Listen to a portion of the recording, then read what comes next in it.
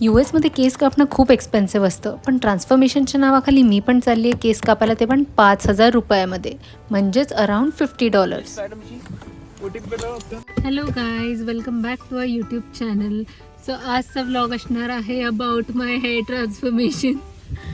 So माझे खूप मोठे केस झालेले आहेत आणि आता मी वैतागली आहे मोठ्या केसांना. So now we are going to go to style salon, कोणतं स्मार्ट स्टाईल सलॉन जे टेक्सासमध्ये आहे. आणि आता मी माझ्या हेअरला करणार आहे ट्रान्सफॉर्म.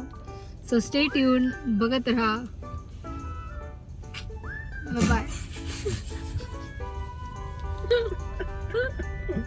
असतोच का कॅची काहीतरी बोलायचं होतं, आठवलं नाही.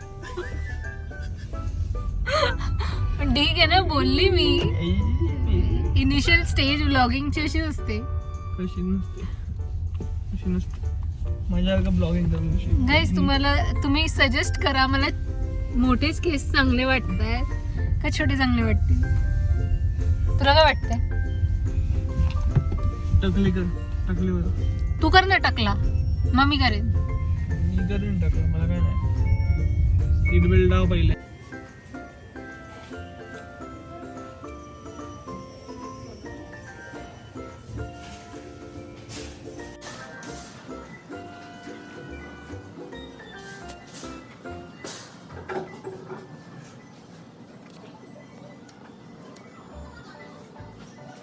Hi guys, so I am back with this short Bob.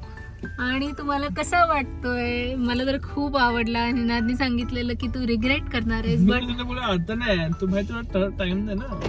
But I am loving it. 2 दिवस ते आय एम लव्हिंग इट. इथे ना अशी केस सेट नाही करून देत US मध्ये, सो माझे अजून ओले आहेत. बट आय थिंक थोडे ते ड्राय झाल्यावर, घरी गेल्यावर मी थोडे सेट केल्यावरती ते अजून शॉर्ट होईल. I'm loving it. Short hair after so long. खूप हलकं वाटतंय, मस्त वाटतंय. मला हगलं असं वाटतं. सो ऑनेस्टली मला निनादने खूप मोटिवेट केलं शॉर्ट हेअर करायला.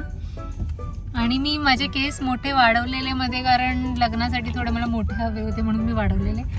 बट नाव सो गाईज, तुम्हाला माझं ट्रान्झिशन कसं वाटलं हे नक्की सांगा. तोपर्यंत bye, see you in next video.